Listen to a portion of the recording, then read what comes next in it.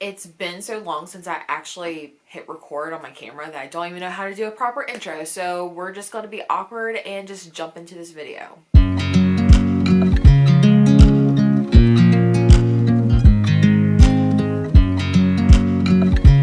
Hey, what's up you guys? Welcome back to my channel. My name is Jessie and today I am excited to come back and do my December TBR / reading plans, update you guys on everything. In my last video, which I think was ironically my November TBR / like a life update, I've had a lot of stuff going on with my family and just work's been crazy as well. So unfortunately, I haven't been putting as much content out there.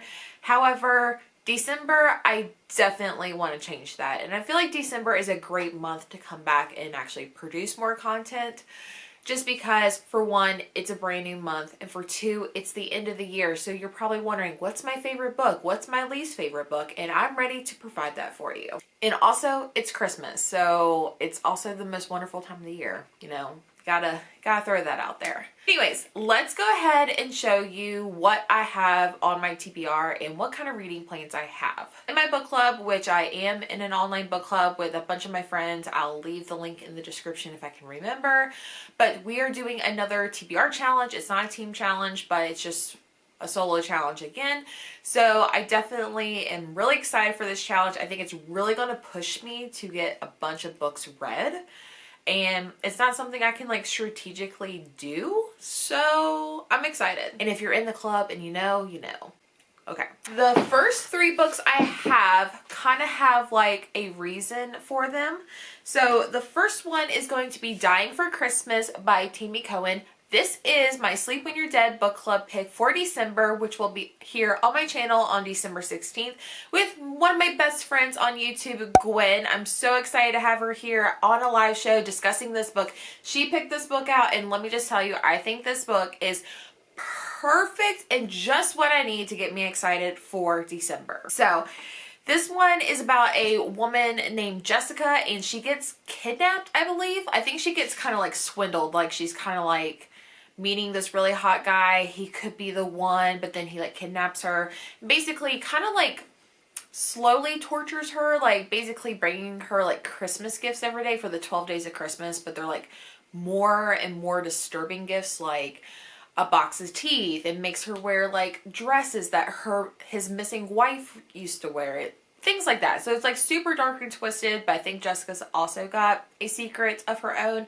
So I am so excited. Thank you so much, Gwen, for picking this one. But yeah, we will be discussing this on December 16th here on my channel at 8 p.m. Eastern Standard Time with Gwen, and I'm so excited to read this one. Next, my other YouTube bestie is having her Thrill to the Weekend Readathon. It's a 72 3-day readathon, and the buddy pick is In the Dream House. And I will be honest, I'm not 100% sure how I'm going to feel about this.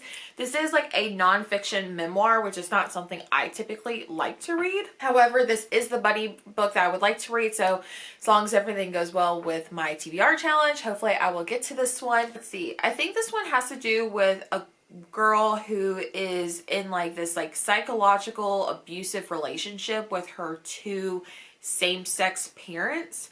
And it says each chapter in this innovative memoir is driven by its own narrative trope: the haunted house, erotica, things like that. So I'm not 100% sure exactly. I just know there's a lot of psychological abuse and things like that. So I'm definitely excited to read the buddy read. Next, I'm going to be talking about the book that I will be reading for my friend Savannah's book club over on her channel. She was actually my Sleep When You're Dead book club first co-host, and we just clicked. We've always been chatting throughout the year and things like that. So I'm so excited that she invited me to come on her channel to discuss Near the Bone by Christina Henry. I've never read anything by this author, and I'm really excited. I've heard this one's really good, very like atmospheric. I'm not 100% sure what this book's about, so I'm just going to read the back. This one says, Maddie can't remember a time before she and William lived alone on a mountaintop together. She must never make him upset, but when Maddie discovers the mutilated body of a fox in the woods, she realizes they're not alone after all. There's something in the woods that wasn't there before,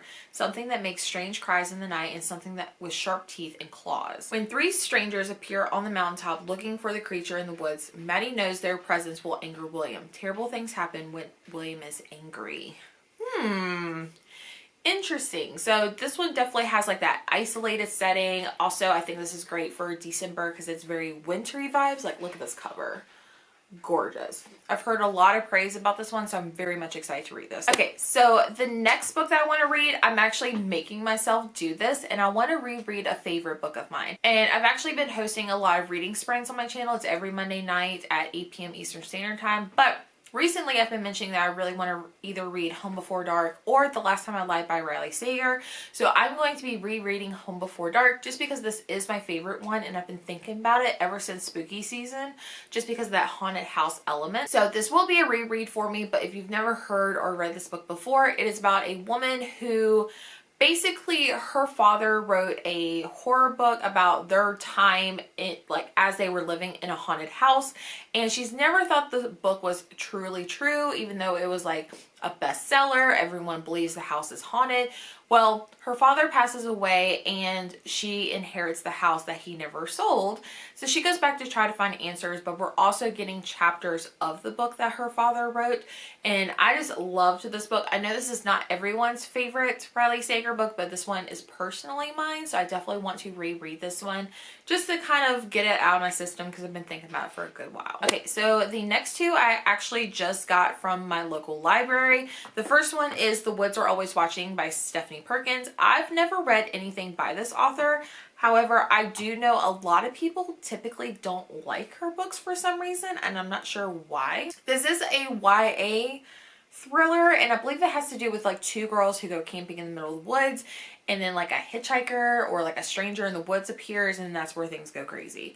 So I'm not going into this with high hopes. However, I am curious just because I like the whole like camping, stranger appearing in the woods type of thing. Like that like really gives me the chills. So I'm really curious.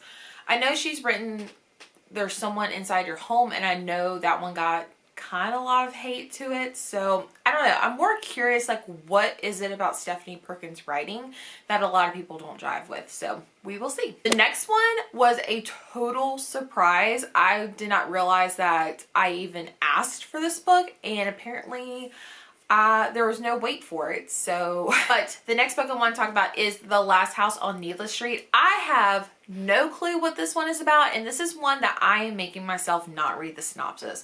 I just know a lot of people have been reading this. I know a lot of people have been giving it 5 stars. I know a lot of people have been doing book club picks on this one. So I'm more curious like what this one is about, and I want to go into it completely blind. I'm not even sure if this is like horror or a thriller. I'm not 100% sure, but like I'm very much intrigued by this. A lot of people are talking about it, so I want to know. All right, so the next book I want to read, I actually did a try a chapter on my reading sprints that I did, and I picked up Saving Noah by Lucinda Berry. Lucinda Berry's been becoming like one of my favorite authors recently. Like she doesn't write like these mind-blowing thrillers. Well, I feel like the first book I read by her, which is The Perfect Child, was really, really good. And then all the other ones haven't been like mind-blowing, but I genuinely enjoy all of her books. So I recently read her newest one, and I want to kind of pick up more backlists since I have a few more on my shelves. But this one involves a couple who their son was like sentenced to like juvenile rehabilitation, I guess. I'm not sure. Like he was locked up in like some kind of rehab because he was accused of like sexually molesting girls at like these swim meets and things like that. So I'm not really 100% sure like where the story goes. I know in the first chapter, the husband and wife were actually trying to figure out like how the living arrangements were going to be because he's getting released. So definitely had a lot of tension in that, so I definitely want to check this one out as well. Okay, so I've been also kind of inspired to pick up more books that have been sitting on my shelves. That's why my shelves are like super unorganized right now. Like half of them are over there, half of them are just like thrown on my shelves. But I've been wanting to like pick up more books that have been on my shelf for way too long. So I picked up 2 random books, kind of like just out of like completely random. So I picked up 8 Perfect Murders by Peter Swanson. Peter Swanson is one of those authors where it's like a hit or a miss for me. And when I say miss, I don't mean like I absolutely hate the books. They're just like, they're just okay, and I don't know why people rave about them.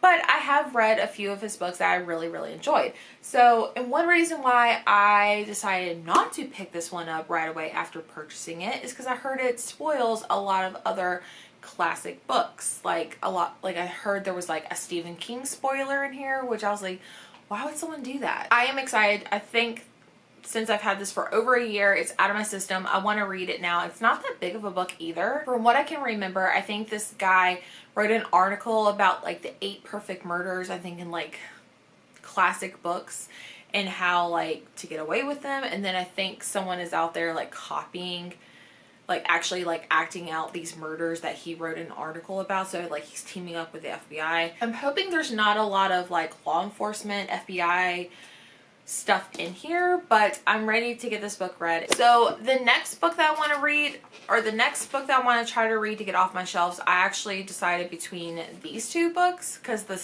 covers are like super similar, but I decided to go with Lies, Lies, Lies by Del Parks. I have a feeling this is going to be something that I'm going to end up DNFing, but I want to try to give it a chance, and if it doesn't work out, it's just going to go in my DNF pile, and I will just unhaul it or swap it or sell it or something. But I decided to go with this one, and then probably the following month I might try to give this one a chance as well. This one says, after years together, the arrival of the longed-for daughter Millie sealed everything in place. They're a happy little family of 3. But what if Simon drinks a bit too much sometimes? Daisy's used to it. She knows he's just letting off steam. Until one night, a party things spiral horribly out of control, and their happy little family of 3 will never be the same again. So I'm assuming something happens to the baby, but I wanted to give this a shot. Also, I forgot to mention, just because I don't have the books here, so I'm waiting for my library to bring them in, as well as possibly the ebooks as well. But I definitely want to read like 2 romancy, Christmassy winter stories. So I have One Day in December by Josie Silver, I believe. And this one has to do with a woman who sees a guy at a bus station and just immediately thinks she's seen love at first sight, and the bus takes off and they never see each other for another year, and she's always thought about him, always tried finding him, and one day she meets up with one of her friends and she gets introduced to her best friend's boyfriend or fiance, and it just happens to be the same guy that was at the bus station. So very, very interesting. I've heard a lot of people rave about this book, so I definitely want to give this one a try. Then on my reading sprints, like I mentioned before, I got recommended another Christmas book that I've added to my list. I just have to pull it up. Called The Holiday Xfiles by Jennifer Peel. I've kind of forgot what it's about. Ooh, this one sounds really interesting. It says, once upon a time, people called me the holiday queen, but catching my husband under the Christmas tree with another woman kind of did something to me, like make me digitally crop him out of all our wedding photos and post them online. Who knew that post would go viral? Thanks to all the requests I received to do the same for other jilted partners, I started a new business called the Holiday Xfiles. And I couldn't be happier. Well, at least I'm not unhappy. Then came along my ex-husband's best friend, Noah Cullen. Yep, like the vampire, he's extremely gorgeous like them too. He has a plan to help me believe in magic of the holidays again.